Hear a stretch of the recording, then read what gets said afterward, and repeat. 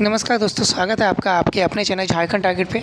चलिए आज मैं आप लोगों को झारखंड जीके से प्रीवियस ईयर के जो क्वेश्चन बैंक हैं उससे मैं कुछ प्रश्न करा देता हूं जो आपके आने वाले एग्ज़ाम के लिए बहुत ही ज़्यादा फ़ायदेमंद रहने वाले हैं। तो चलिए स्टार्ट करते हैं। 51 नंबर प्रश्न जो मैंने पिछले वीडियो में 50 तक कराया था, ये 51 से करा देगा हूँ फिर। तो चलिए देखते हैं 51 नंबर प्रश्न क्या है। चीनी यात्री फाहियान किसके शासनकाल में भारत आया था? तो इसका आंसर तो सभी को पता होगा, इससे ज़्यादातर लोगों को। चीनी यात्री फाहियान किसके शासनकाल में भारत आया था? तो चंद्रगुप्त द्वितीय के शासनकाल में। ऑप्शन नंबर बी इसका आंसर हो जाएगा। ऑप्शन नंबर बी इसका उत्तर हो जाएगा। चीनी यात्री फाहियान चंद्रगुप्त द्वितीय के शासनकाल में भारत आया था। देखिए अगला प्रश्न, देखिए क्या है। अगला प्रश्न 52 नंबर है। सिखों के 9वें गुरु तेग बहादुर की हत्या किसने करवा दी थी? तो ये औरंगजेब होगा। ऑप्शन नंबर ए, यह भी प्रीवियस ईयर पेपर में आया हुआ है, बहुत बार क्वेश्चन। औरंगजेब हो जाएगा। ऑप्शन नंबर ए इसका उत्तर हो जाएगा।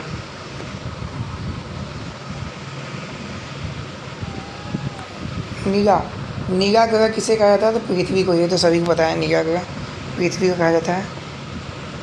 भारत के संविधान का भाग 4 किसके बारे में बताता है? तो मूलभूत अधिकार के बारे में। भाग 4 किसके बारे में बताता है? तो मूलभूत अधिकार के बारे में बताता है भाग 4।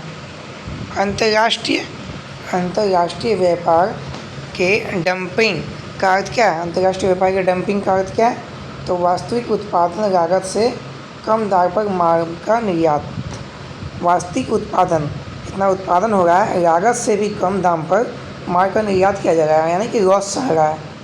तो अंतर्राष्ट्रीय व्यापार के डंपिंग हो रहा है, डंपिंग लॉस हो रहा है।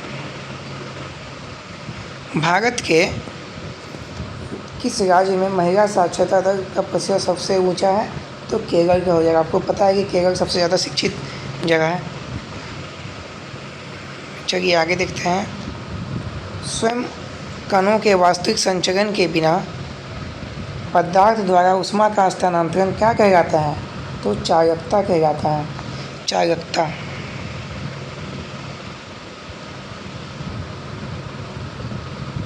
सविनय अवज्ञा आंदोलन किस समझौते के बाद बंद हुआ था? तो option number B Gandhi Irwin समझौते के बाद। सविनय अवज्ञा आंदोलन किस समझौते के बाद बंद हुआ था?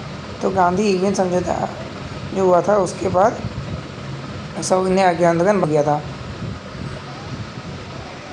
सविनय अवज्ञा आंदोलन कब चलाया गया था बताइएगा? 1930।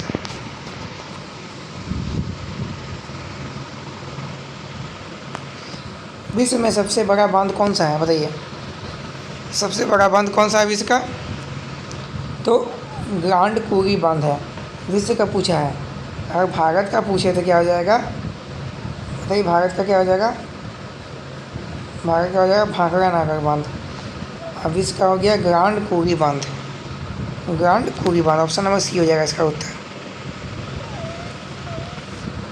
निम्नलिखित में किसको डॉक्टर अंबेडकर ने संविधान का हृदय और आत्मा कहा है? किसे कहा है? संवैधानिक उपचारों का अधिकार को। ऑप्शन नंबर सी उसका उत्तर हो जाएगा। भारत के वित्त आयोग का प्रधान कार्य कौन संभालता है? तो केंद्र और राज्यों के बीच राजस्व वितरण देखता है। भारत में वित्त आयोग का प्रधान कार्य है केंद्र और राज्यों के बीच राजस्व वितरण।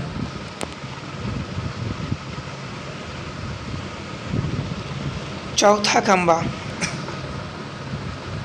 खंबा किसका घोतक है? तो समाचार पत्र को बोला जाता है, चौथा खंबा है।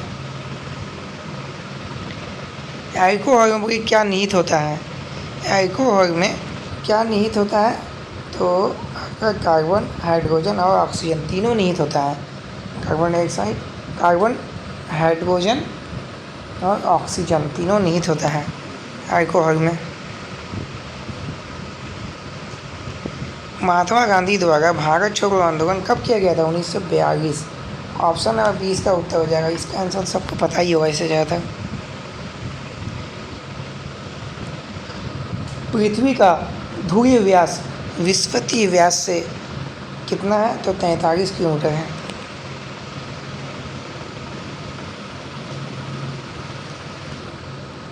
निम्नलिखित किस निकाय की अध्यक्षता गैर सदस्य करता है? तो क्या हो जाएगा इसका उत्तर बताइए। इसका उत्तर हो जाएगा ऑप्शन नंबर बी, राज्यसभा। किस निकाय की अध्यक्षता गैर सदस्यता करता है, गैर सदस्य करता है? तो राज्यसभा। ऑप्शन नंबर बी इसका उत्तर हो जाएगा। आयकर, आयकर कौन लगाता है? वो ये आयकर यानी कि टैक्स, टैक्स कौन लगाता है? तो केंद्र सरकार लगाता है, केंद्र सरकार। सबका अपना अपना केंद्र सरकार लगाता है आयकर।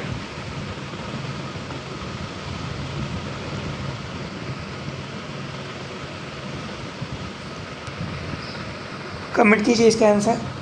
किसको भारतीय प्रक्षेपास्त्र कार्यक्रम का जनक माना जाता है? तो इसमें से कोई नहीं है, किसी को नहीं माना जाता है इसमें से।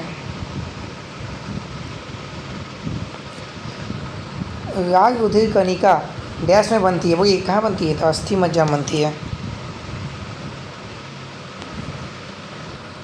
दक्षिण अफ्रीका से लौटने पर गांधी जी ने प्रथम सत्याग्रह कहाँ पे चलाया था? तो बताइए कहाँ पे चलाया गया था? तो चंपारण में चलाया था, चंपारण।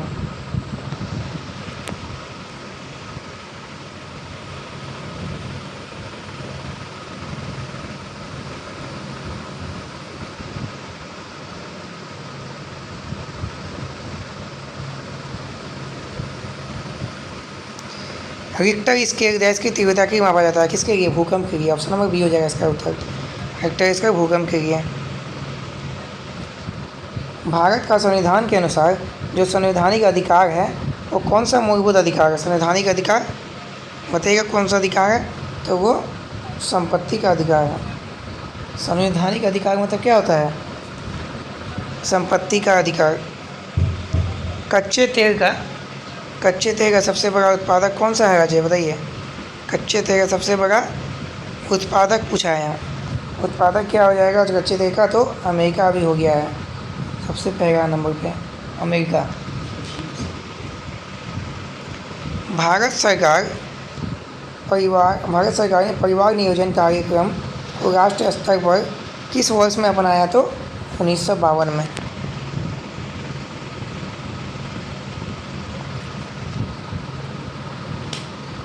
मानव कोशिका में क्या निहित होता है? क्या निहित होता है? तो 46 गुणसूत्र निहित होता है मानव कोशिका में। 1829 ईस्वी में सती प्रथा के उन्मूलन का कारक कौन थे? तो लॉर्ड बेंटिक हो जाएगा। ऑप्शन नंबर सी होना चाहिए, option number C, Lord William Bentinck. दो भूभाग को जोड़ने वाली भूमि की छोटी पत्ती क्या कहलाती है? तो भूसंधि कहलाती है, भूसंधि।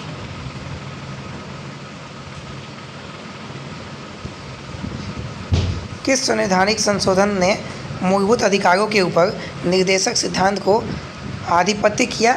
तो क्या हो जाएगा? ऑप्शन नंबर ए हो जाएगा 42, 42वां संशोधन। 42वां संशोधन में संवैधानिक संशोधन ने 42वां संशोधन ने मूलभूत अधिकारों के ऊपर निर्देश सिद्धांत को आधिपत्य किया है। अगला प्रश्न की क्या है? भारत में आर्थिक उदारीकरण का जनक किसे माना जाता है? भारत में आर्थिक उदारीकरण का जनक किसे माना जाता है? तो डॉक्टर मनमोहन सिंह को माना जाता है। विश्व की सबसे पुरानी संसद कौन सी है? बताइए। विश्व की सबसे पुरानी संसद कौन सी है? बहुत ही इजी क्वेश्चन है, बहुत बार परीक्षा में आया हुआ है। बताइए क्या हो जाएगा? ब्रिटेन का संसद है।